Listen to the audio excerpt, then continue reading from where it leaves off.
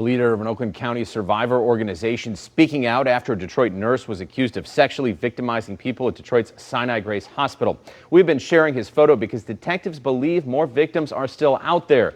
Charges including 7 counts of criminal sexual conduct involving 3 alleged victims at least since I broke the story last week. I've been examining allegations and hearing from those advocating for survivors.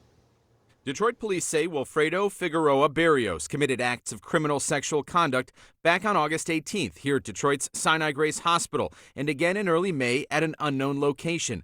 A licensed nurse since 2012. Police say he remains behind bars awaiting a second arraignment, originally expected by now. I think the major reason that a lot of these abusers are allowed to continue doing these types of things is because the first time that they're reported on, people don't believe them. Advocate and survivor of abuse JoJo Dries spoke with me in response to this alarming case after watching my reporting. She says she is not surprised that neither the nurse's attorney nor the hospital have commented and that law enforcement has confirmed additional alleged victims are now coming forward. They're in positions of power and they feel safe, they look safe. They might be religious leaders, they might be political leaders, they might be executives in a corporation, they might be a nurse or a doctor. Figueroa Barrios was first arraigned last week, and I learned 3 of the original counts are tied to 1 victim.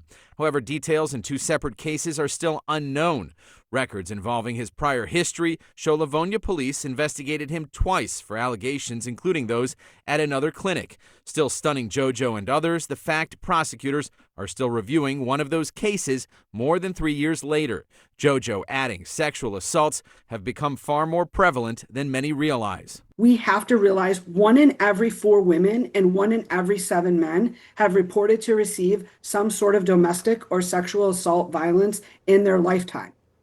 Prosecutors are again looking at 3 or more alleged victims in total, but more could be coming. One alleged victim even calling us to speak up and also connecting with police in just the past couple of days. So these allegations really disturbing. Do we know if this happened at any other hospital? Yeah, that's something police are looking into. They would tell me that they're getting more tips, more information, but they wouldn't get specific as to whether or not other hospitals are involved at this point. Wow, something to watch. Thank you. Yes, definitely.